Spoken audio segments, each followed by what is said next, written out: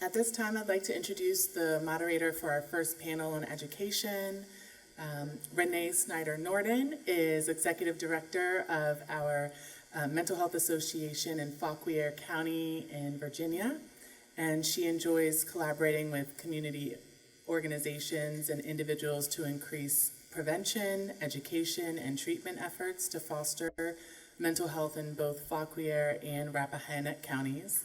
Renee previously served as Highland High School's Director of Guidance for 15 years and worked as an emergency services clinician and suicide prevention specialist for Encompass Community Services. She's trained in mental health first aid and currently serves on several boards. She holds a BA in psychology from William and Mary and a master's in education and counseling from University of Virginia. Thank you, Renee. You can come this way or there's stairs. Raised on a farm, I can do that. All right. Thank you so much for being here. I'd like to invite our panelists up now so I can introduce them. What was funny is people were arriving. I was a little apprehensive because I was like, I've only seen my panelists in little boxes. Trying to match them. And so I'd love, let me first introduce them.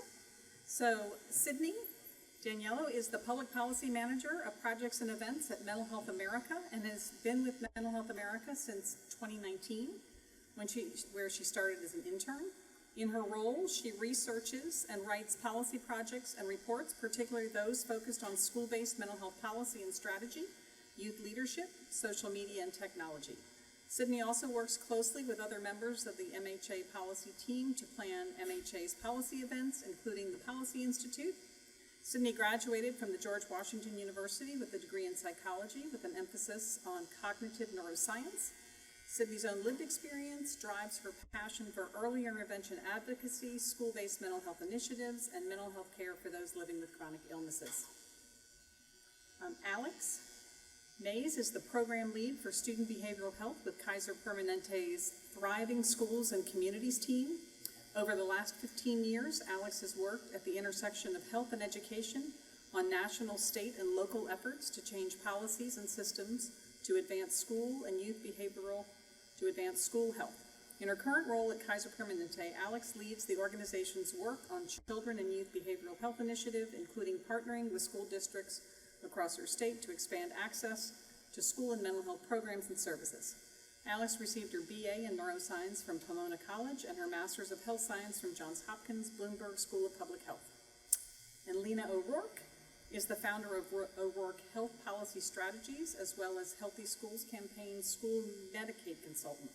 Lena is an experienced healthcare policy analyst and strategist focused on expanding access to high-quality, affordable health insurance and Medicaid. In her role as a consultant to the Healthy Schools Campaign, Lena provides strategic direction to the HSPF Learning Collaborative and direct support to state Medicaid and educational agencies and school districts. Lena is a dedicated advocate and strategist working to expand access to affordable, high-quality health care and other health justice issues that disproportionately affect the nation's most vulnerable populations. And with that, let's start our panel.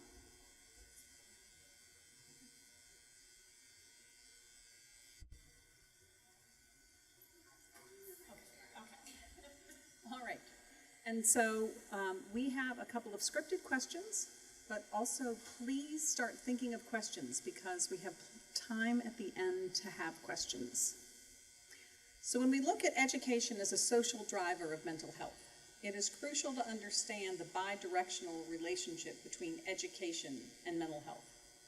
Currently, as you all know, we have a youth mental health crisis. Our nation's students are facing this, and it is the leading cause of chronic absenteeism in schools. Of course, we know that higher absentee rates are associated with poorer academic achievement, an increase in the high school dropout rates, and lower educational attainment later in life. Then across the lifespan, long-term mental health inequalities, according to education level, have been well documented. Leaving school at a younger age, fewer years in formal education, and having a lower level of education are each associated with poorer future mental health outcomes and even an increased risk of suicide. School mental health services are a unique and important part of efforts to address the youth mental health crisis, as well as one of the foremost challenges currently faced by our education system. I think it's important to start off with some background. First off, what do we mean by mental health services in schools? Sydney? Thank you, Renee. So obviously there are a lot of different ways that we can address student mental health at school, from school climate to mental health education and more. But when we're talking about mental health services specifically, we generally mean the roles and responsibilities that a school mental health professional, like a counselor or a social worker, provide at school.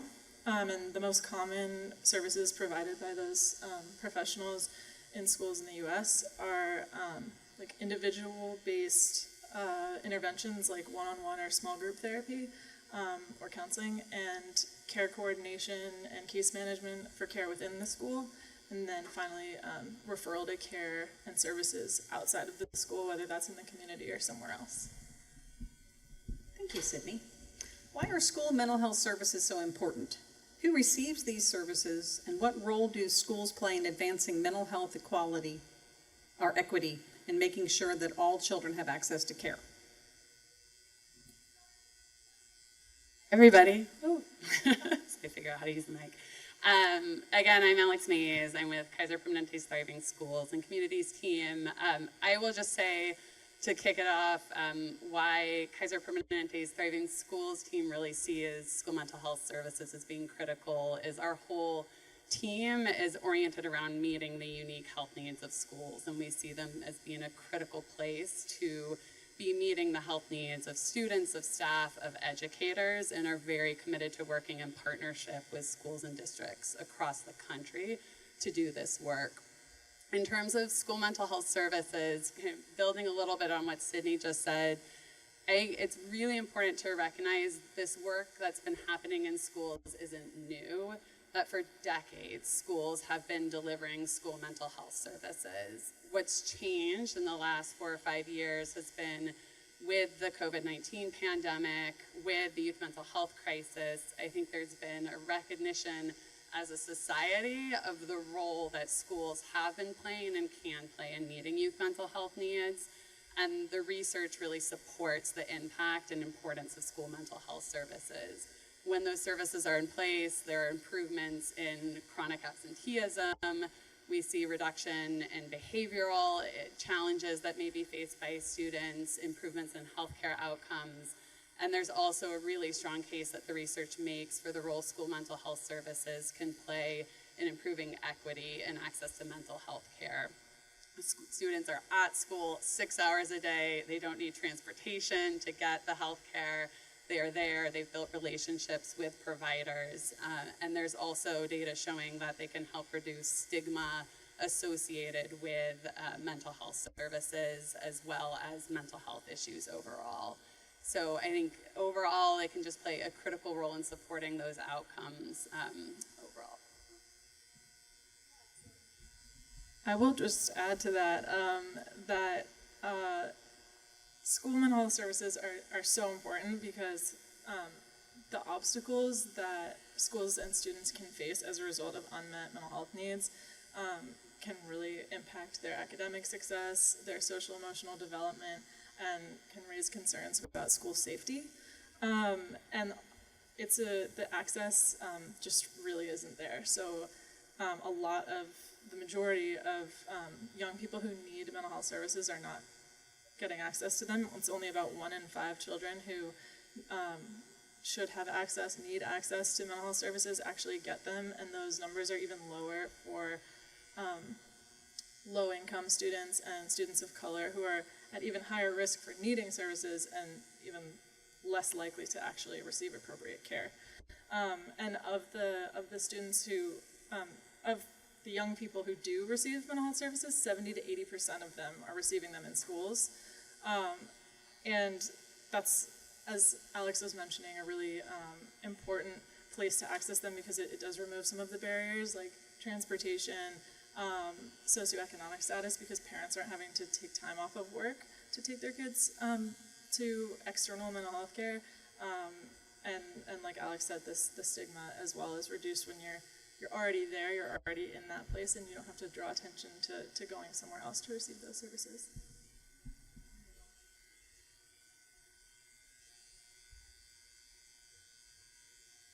So the one, hi, take me anywhere. I'm, again, Lena O'Rourke with Healthy Schools Campaign. The one thing I just want to add on now, because I think it belongs perfectly after Alex and Sydney's comments, but also sets me up a little bit for some of the financing conversation we'll have, is the proportion of K-12 students who are covered by Medicaid or CHIP as their health insurance. And so just about one out of every 3 kids in K-12 is covered by Medicaid as their insurance. That includes, in some states, children who are undocumented. In many states, it does not. So there's still a lot of kids who are uninsured in this pool as well. When we talk about financing and ways to leverage it, I think it just builds an important bridge to talk about the opportunities for these students to get care outside of school, which is often dictated by your source of health insurance as much as anything else. So we'll circle back to that. Thank you. So a recent study found nearly 50% of students reported anxiety, depression, and stress make it difficult for them to do well in school. Student mental health is the leading driver of chronic absenteeism in school right now, a problem that has nearly doubled in prevalence since the start of the pandemic and does not show any signs of significant decline as of the last school year. What does research show about the effectiveness of providing school mental health services and reducing chronic absenteeism? So there has been recent research that has indicated that providing school mental health services is an effective way to address chronic absenteeism, which is defined as missing 10% or more of school for any reason. And schools that offer or are able to offer mental health services of any kind have shown improvements in attendance and overall well-being. Helping students to manage their stress, anxiety, depression, etc. at school helps increase engagement and feelings of school connectedness, which then drive improved attendance. When students feel supported psychologically and emotionally at school, they're able to focus better on their studies and attend school more consistently. Also, providing these services in schools can help address some of the behavioral issues that end up contributing to chronic absenteeism through suspensions or expulsions. And not only do providing mental health services in schools help with immediate short-term issues, but the impact has been observed and documented longitudinally, meaning that students are showing improvements in their psychological and emotional resilience long-term, and that supports them being able to attend school consistently and do well, which reduces the issue of chronic absenteeism over time. So some of the most effective service delivery models for providing school mental health services include school-based health centers, school and community partnerships, and school telehealth programs. And a recent study on school-based health centers, which are comprehensive healthcare centers that provide primary care, including mental health services, on site at school. This study showed that there was increased attendance trajectories in the students who received care at a school-based health center for any reason, but the effects and positive impact that was observed on school attendance was magnified 5 times for students who received care specifically for a mental health concern. Data from one of the first school and community partnerships programs showed that students who received care, 33% of students showed increases in attendance following receipt of care from that program, and data from a new rural telehealth program that provided school mental health services showed that attendance rose by almost 30% as a result of the establishment of that program.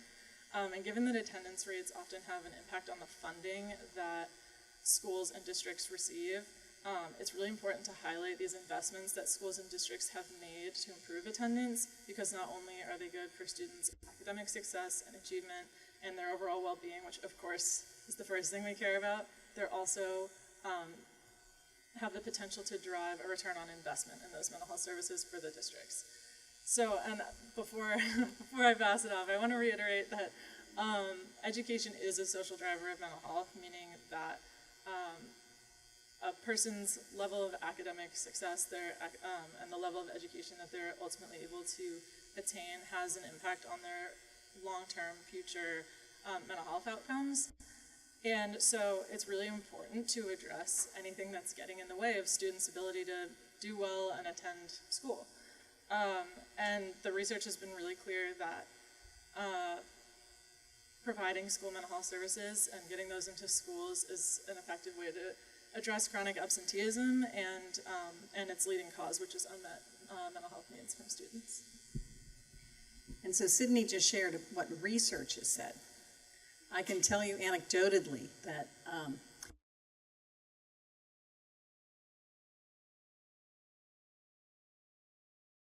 individuals in it. There is no stoplight. There is no grocery store. There is no pharmacy. And one of our physicians retired, and so now there is one physician for the county. So the school superintendent, a number of years ago, did a study on chronic absenteeism, and her solution was a health-based clinic in the school. And so not only is it physical health, but mental health services. They've also partnered with a local organization called Youth for Tomorrow that provides behavioral health services. And so they have telemental health as well. And a nice donor actually gave Youth for Tomorrow a pot of money for those youth that could not afford services. And they've seen a dramatic improvement. The other thing that is wonderful is now they are going to expand this health clinic, not just for their students, but for their teachers, and plan in a number of years to then also expand it to the older population.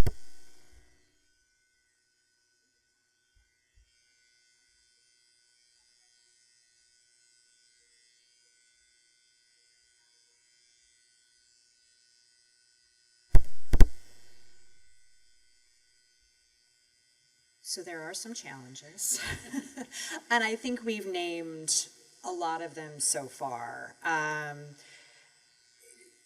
The stigma associated with accessing mental health services, the availability of providers in the community, health insurance. I'll let Alex speak a little bit more about the workforce piece, but I want to particularly call up the financing of mental health in general, and specifically school mental health services. As a native Virginian, I know Rappahannock County, and Renee's story really resonates with me.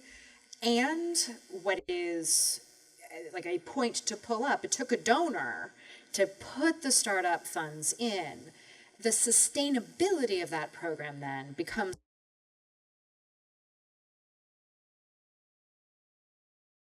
the upfront money. Local control makes a lot of the decisions about who is hired, but it's that sustainability piece, the scalability financing pieces that are challenges.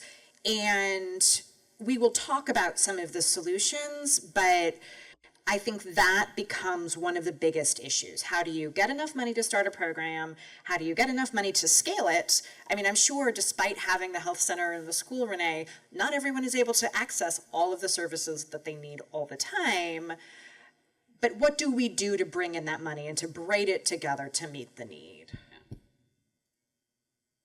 Yes, and I would just double clicking a little bit also on what Lena said with sustainable funding. And, a huge challenge we see in the work that Kaiser's been doing with school districts across the country is that sustainable funding piece. And so many, as Lena said, districts are braiding and blending multiple sources together, and many of those are one-time grant dollars that are ending.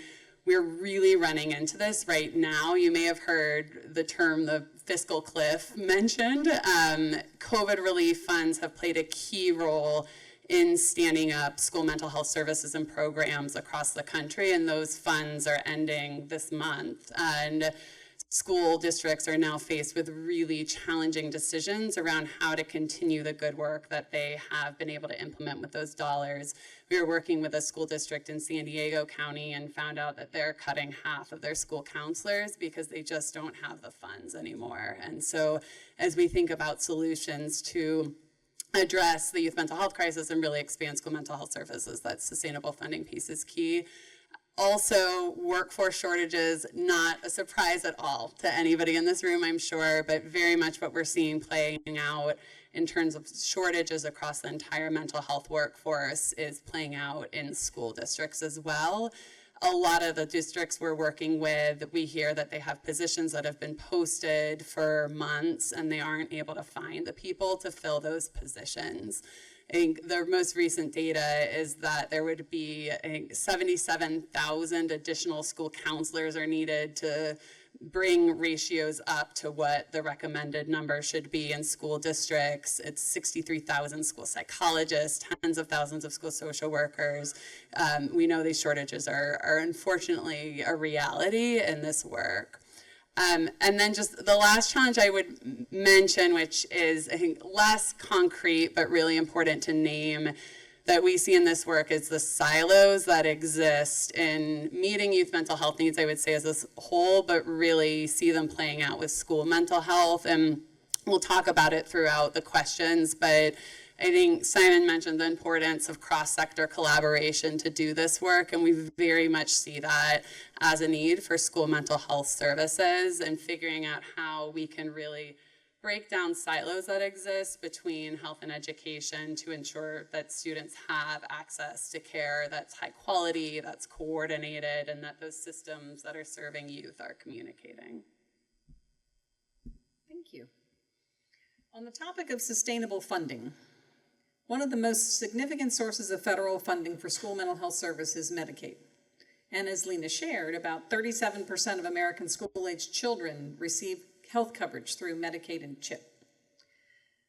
In 2014, the Centers for Medicare and Medicaid Services issued a state Medicaid director letter that changed policy in a significant way and allowed states to use Medicaid more effectively to fund school health services. Can you all explain the change, why it was important, and how the school Medicaid program landscape has changed over the last 10 years as a result? Yes. So,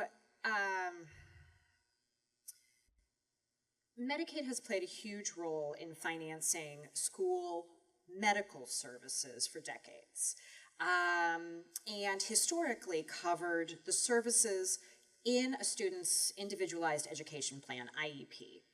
But I always have to double check my numbers. About 2 million K-12 kids receive special education services out of the millions and millions of students who are in public education. So there are all these students out there receiving services, but for whom their school districts could not get Medicaid reimbursement. So again, this gets super nerdy policy very, very quickly, but historically, only the students with an IEP could get Medicaid reimbursement. And in 2014, the federal government clarified that actually, Medicaid acts like Medicaid in a school. If your student is on Medicaid and they get a service that is otherwise eligible for Medicaid reimbursement, and it's provided by a qualified provider, you can get that service reimbursed in a school. So for that 1 out of 3 kids who are enrolled in Medicaid in K-12 education, all of the services that they receive, mental health or physical health services in a school, can be reimbursable under Medicaid, which is a lot of services and a lot of potential money. And that was the change in 2014 that really kicked off the conversation on school Medicaid. And how do you leverage that? And what do you do? And how do you build a state policy ecosystem that supports school districts and school providers in such a way that they can pull down all of that money. And it's tricky and it's hard, and states have to take action. So a lot has happened to make that go a little bit better. But that core policy change recognized to a large degree the role that schools and school health providers play in delivering services. And I want to clarify before I let both my colleagues talk or we go further in, that this change reflects only one piece of the school Medicaid puzzle. When I talk, I am exclusively referring to district-employed providers. So the people who the school hires. So the school counselors, the school psychologists, and the people hired by the district to be in the school to serve the students. But I really want to acknowledge the role of other health providers, and particularly behavioral health providers who serve students in schools. Whether that's through a school-based health center, whether that's through a community partnership. I mean, Sydney listed some of those programs. And they are such a critical and collaborative part of the school environment, particularly where school district budgets are constrained. Often, community providers fill that role. And collaboration between the two, this is not a one or the other. This is all of these bodies are needed to serve these students. But I want to clarify that those community programs and the school-based health centers are financed differently because Medicaid is a lot and everything works a little differently and in every state. Those community providers are financed through their own funding streams, separate and distinct, not better, not easier, just different. So they're complementary, and working that whole piece of this is really what the federal government is hoping for. But that policy change that Renee teed up, this free care policy change, is those district employed providers. Anyone want to add to that? Okay. The expert has spoken. What policy efforts have been made more recently by the federal government to encourage the expansion of school Medicaid in states, and what work is still left to be done at the federal level in order for schools to be able to make full use of this funding source? What kinds of policy actions have states taken to expand the school Medicaid? That was teed up perfectly to let me do the next piece. So, in 2022, the Bipartisan Safer Communities Act included very specific provisions, both regarding adolescent mental health and specifically school Medicaid. And it required CMS to put out new guidance, which they did in the summer of 2023. And they put out a whole new roadmap for how districts, and in particular state Medicaid agencies, can create a more robust and more integrated school-based Medicaid delivery system. So last summer. And as part of that, they really led with the first thing you need to do is make sure that your state policy says that the schools can reimburse for all Medicaid enrolled students. Leverage that free care policy. First, get all the students reimbursable in a school setting. And then cover all of the services that they need in a school, giving school districts a real ability to bill Medicaid for the services they are already delivering.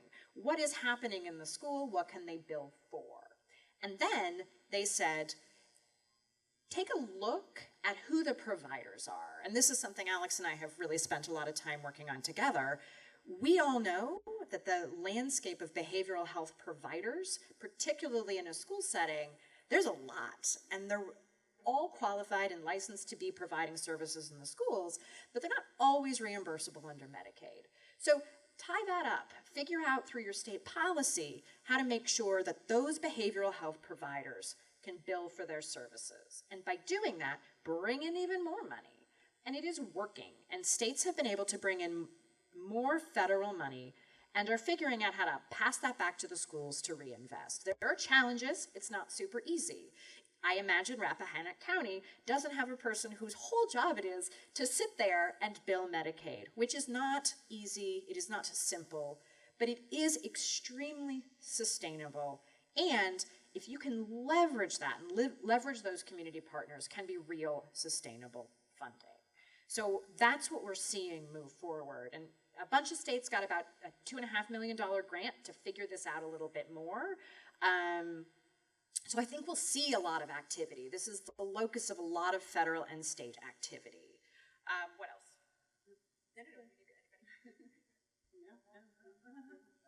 Okay. Oh, then can I say one more thing? I get very excited.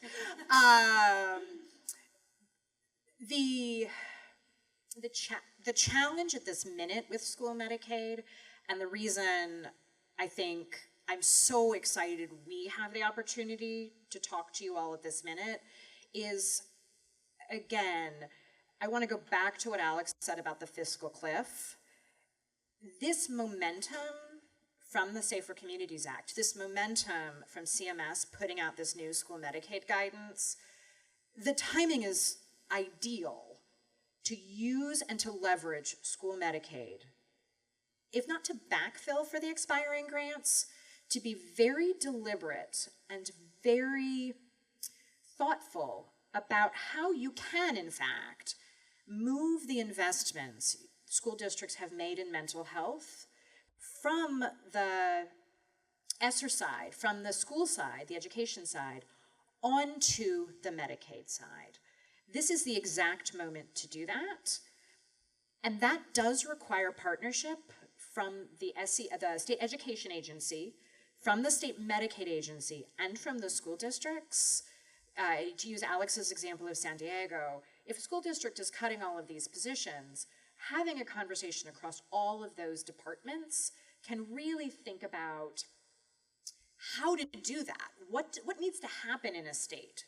What needs to happen in a specific school district to reorient in order to pull down that money? So all of the hullabaloo around school Medicaid, which obviously I think is really exciting and great, is perfectly timed to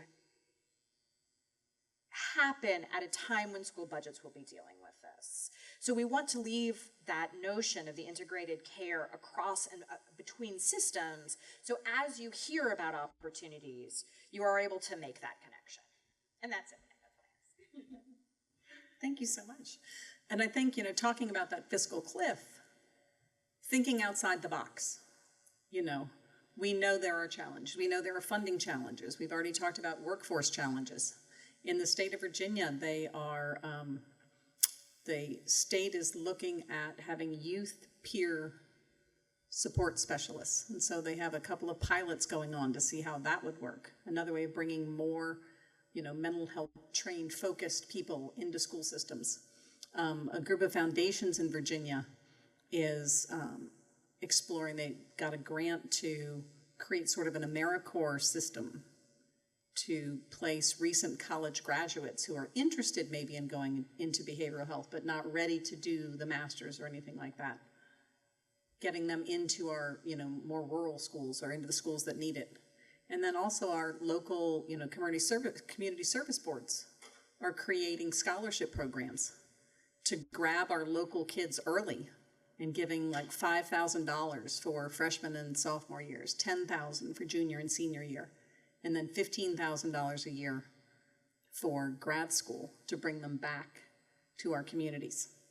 And so thinking about this, what policies and programs have done a good job at addressing the barriers and expanding access to mental health care in schools? What does the funding look like for these programs, and are there opportunities to scale these programs up? Yeah, I'll kick it off. So some of the data that I mentioned before when I was talking about reducing chronic absenteeism came from some really innovative policies and programs that were established to address some of the workforce barriers, workforce shortages, and access barriers that schools and districts and states face. So there was a school and community partnership program that I mentioned that's called, the one I was referring to is called the Mental Health Intervention Team Program. It's in Kansas. And it started as a pilot program in 9 Kansas school districts, where the districts would receive money in order to enter into memorandums of understanding, which are just partnerships with community mental health centers that are local to the area, and then also to hire liaisons to work to liaise between the school districts and those mental health centers. And so the data that showed that 33% of students who received care through that program had improved attendance. Between that data and other positive outcomes that were documented from that initial pilot program, that led Kansas lawmakers to be able to scale up that program from the initial 9 school districts to 90 school districts. It started in the 2019 school year with the 9 districts, and this past school year, the 2023-2024 school year, they had 90. And the other, one of the other programs that I mentioned was a school telehealth program, and that was the one I talked about before with the 30% increase in attendance as a result of that program. That was in a rural area in North Carolina, but there is another really innovative and exciting telehealth program in Texas called TCHAT that's operated by the Texas Child Mental Health Care Consortium. To provide mental health services through telehealth at school. And these telehealth programs are particularly effective in rural areas or areas where there just simply aren't enough qualified school behavioral health professionals to meet the needs of the district. But the benefits that we've talked about of providing services in schools can still be accessed if the district is able to tap into a workforce that exists somewhere else in the state, and telehealth is a really good option to expand access and the benefits to those students. I want to chat a little bit more about funding, which is a topic that's near and dear to my heart. So in addition, I will not try to recreate Lena's brilliance on explaining school Medicaid, but just do want to lift that up as an opportunity that states are pursuing to address the challenge of funding. I want to talk a little bit about what's happening in California on this front as just an example of programming that's being implemented to address some of the challenges we discussed. So Governor Newsom in California has rolled out an initiative called the Children and Youth Behavioral Health Initiative, which is a $4.5 billion investment in multiple programs to address the children and youth mental health crisis in the state. One of the efforts that's happening through that is a change that requires health plans in the state, both Medicaid and private health insurance plans, to pay for school behavioral health services that are delivered in school districts. So Lena was explaining the school Medicaid program. Through that program, districts are, for the most part, directly billing their state Medicaid through their state Medicaid agency. The change California is implementing is in parallel to that. They have their school Medicaid program, but they are allowing districts to begin billing health plans in the state. It is not without its challenges. I am happy to dig more into the complexity of that for anybody that wants to hear, but I do just want to share that I think overall there has been work that's happening in states to shift accountability and financing for school-based health services as a whole, but certainly school mental health services more to the healthcare sector. So highlighting that on the funding front.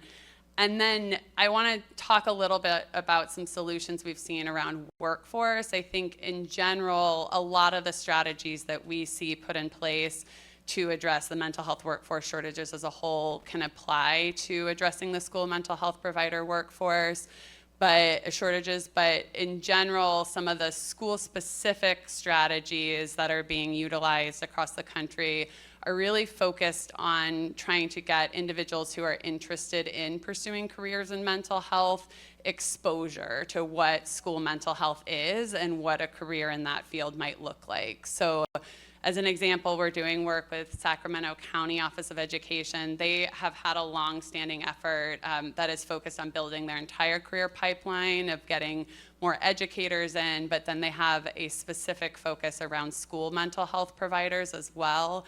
And it starts, there's a high school component where high schoolers who are interested in mental health can be going in and shadowing individuals and learning what careers in school mental health could look like. School sites are set up to receive interns for undergrad students who are pursuing degrees in mental health and wellness.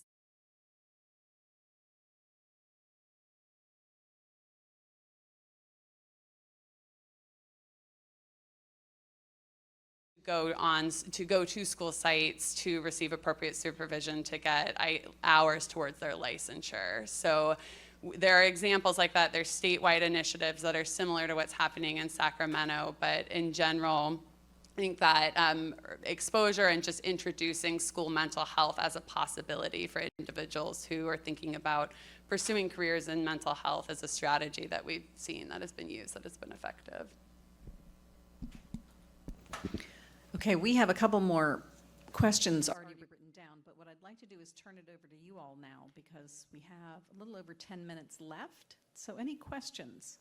Yes.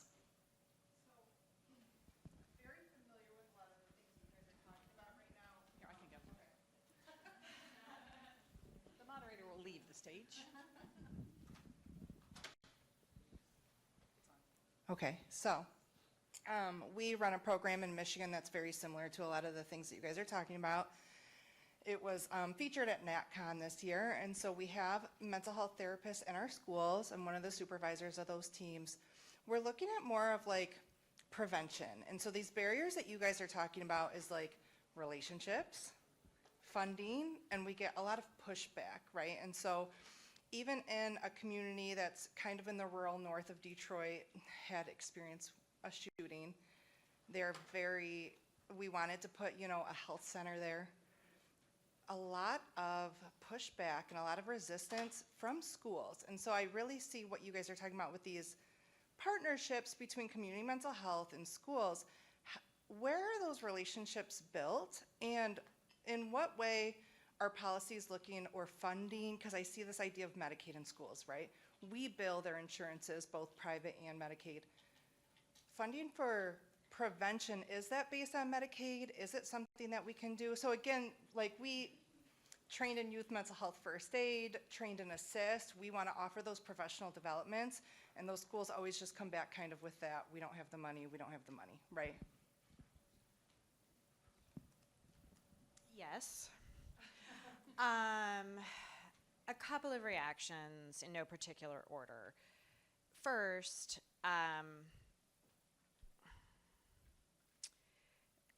Michigan is actually our gold star state for school Medicaid at a state policy level. Michigan, in response to a lot of the challenges that you just identified, including a series of school shootings, transformed the financing of their school Medicaid program. And it really is, at least on paper, one of the strongest programs. They wrapped in the behavioral health providers who were already in schools. They made sure all kids were billable. And they made a lot of structural policy changes, including, and relevant here, crisis management services, because I think one of the many challenges with prevention in a school-based Medicaid system is that the services do have to be in a written plan of care, but a crisis won't have a written plan of care by its very nature of being an emergency and a crisis. So Michigan has a 30-day wait period that if, I don't really know what else to call it, where if there's a crisis and after 30 days you have a plan of care in place, all of those crisis services will be covered. And different states do crisis services differently. Massachusetts is one of my favorite. They do, again, maybe not always in practice, but certainly on paper, they do a great job of covering crisis services. But crisis isn't the same thing as prevention, which is actually your question. And I will be totally honest that we have not cracked the nut on school-based Medicaid and prevention. The statute is extremely clear, and CMS has reiterated time and time again that CMS, federal Medicaid, will pay for prevention services delivered to a student in a school. I think there is no ambiguity on that. However, in practice, that's really tricky, because what do prevention services in schools really entail? Well, a lot of the times it's classroom-based or school-based interventions, healthy school climate, teacher-led interventions. A teacher is not a Medicaid provider. We can't get that paid for. Because it has to be delivered by a qualified Medicaid provider. So who delivers the prevention services is a challenge, but it is not insurmountable. It's just tricky. And this is what I think our community of school Medicaid folks is really looking at now, and something that I think we will make great progress, but it's nascent in its thinking. Because as a Medicaid finance person and not as a mental health person, I'm like, well, let's just get the counselor in there to do that. And everyone tells me the million reasons that doesn't work, but I can pay for that. I know how to think about that. So to go back to the partnership pieces and how you build them, from where I sit at the federal Medicaid level, I need the school district people. I need the school district Medicaid biller if they're participating. I need some of the providers to tell me what it actually looks like in service delivery. I need the youth to tell me what they actually want in order to meet their needs and what situations they would feel best on that. Then I also need the state Medicaid person to be at that table. So often, and I'm sure Alex has examples of this too, it just takes somebody really dedicated and some snacks, and you build a table and provide some donuts and get that going. And philanthropy can play a big role in that. I think you all could play a big role in that. A lot of the times that table is set by a community advocacy group, an affiliate of a group like MHA, like a CDF type group, the state School Counselors Association, whoever that is, whoever has that $50 for the donuts, who can get everyone together and then keep it going. And I think we see that come from state agency occasionally, but honestly, the role of the advocate and of the youth here, I think, is where I have seen the most new success in laying those tables and sustaining them for real change. What do you, For our community, we have a mental health school collaborative. So as the MHA affiliate, we are the facilitator of this, but it brings in our school personnel, it brings in our local youth mental health providers, it brings in the sheriff's office, the town police, anyone who has a touch point with youth. And that's where we bring programs like youth mental health first aid. Our youth mental health first aid is actually funded through another a SAMHSA grant that we didn't receive, but they love our numbers, so they will continue to pay the online portion, and my staff does the teaching as part of our budget, things like that. So that, I think, is the easiest way to start having the people talk and realize that we aren't competing against each other for funds, but if we come together, we can fill all the holes. Would just add quick, so I mentioned the work happening in California around school districts billing health plans.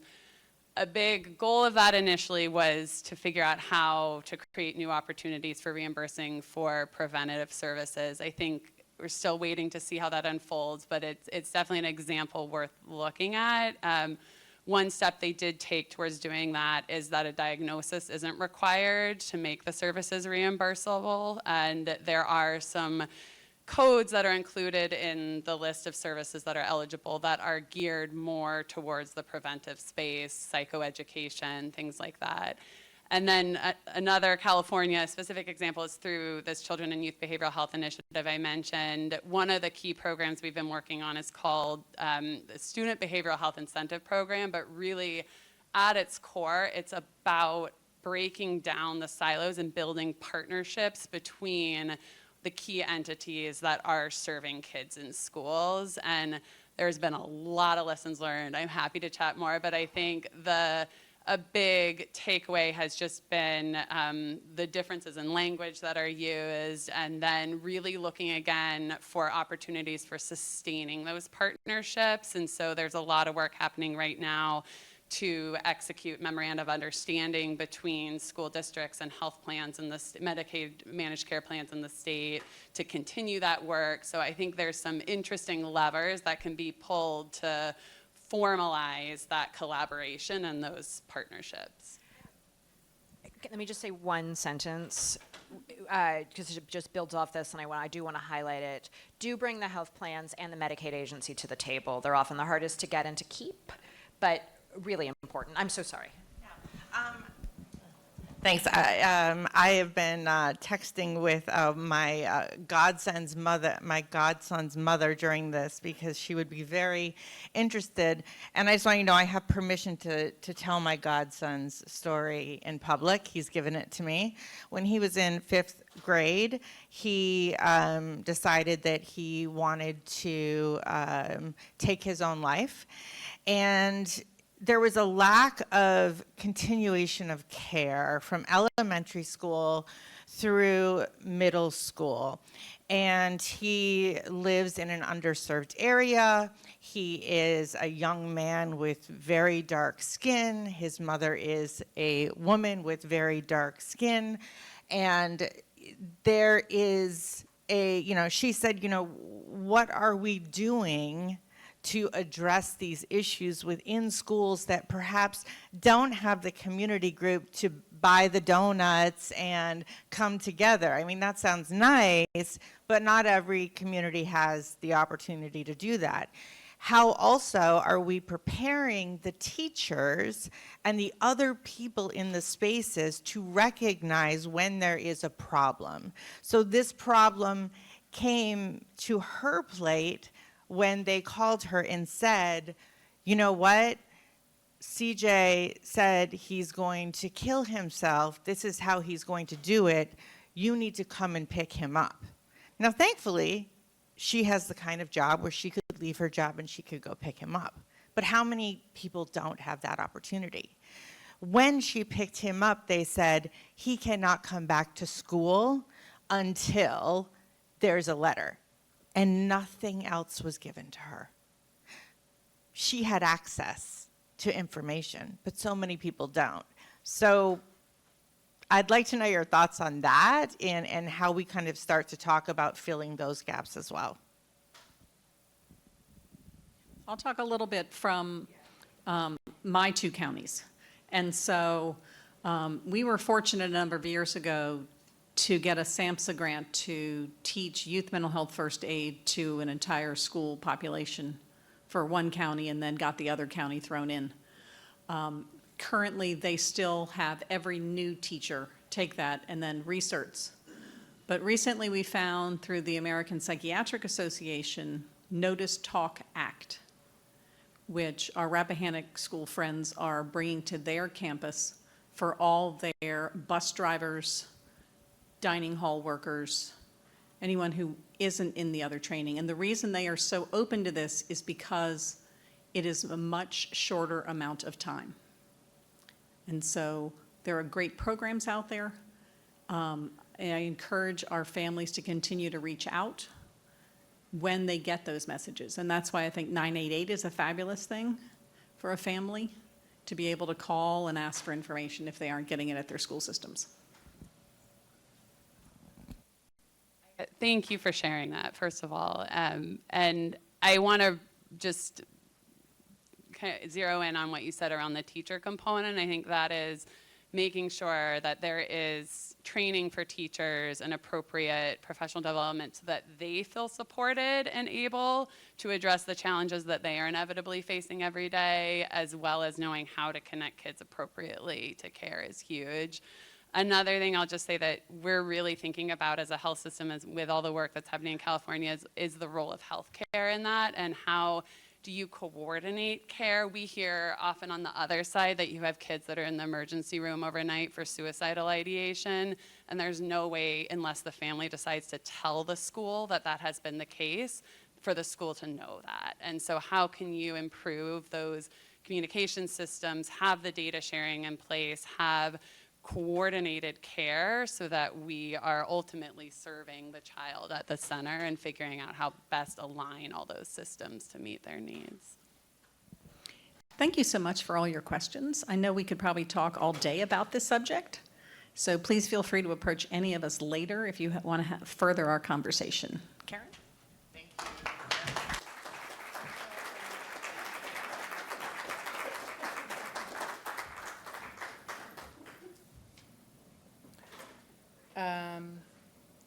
Thank you so much, Renee, Sydney, Lena, and Alexandra. We know the case has been made, and as you said, more can be discussed, but hopefully we can have some of these discussions back home in the States, as well as with our federal policymakers. It's a pleasure now to introduce the fireside chat moderator, Donna Mosh, from Massachusetts Association for Mental Health. She's the executive director, president and CEO, and brings organizational leadership, operations management, evaluation research, and strategic consulting. Dr. Mosh's prior service in the private sector includes 10 years as a senior fellow, principal associate at Abbott Associates, chief administrative officer for comprehensive neuroscience, founding president and chief executive officer for Magellan Public Solutions, and founder and president of Integrated Health Strategies. She also presently serves as a court monitor for the U.S. District Court of Western Washington, addressing forensic services reforms at the junction of health, disability, and justice. She holds a PhD in social policy from Heller School at Brandeis University. Please welcome Donna, and thank you so much for being here.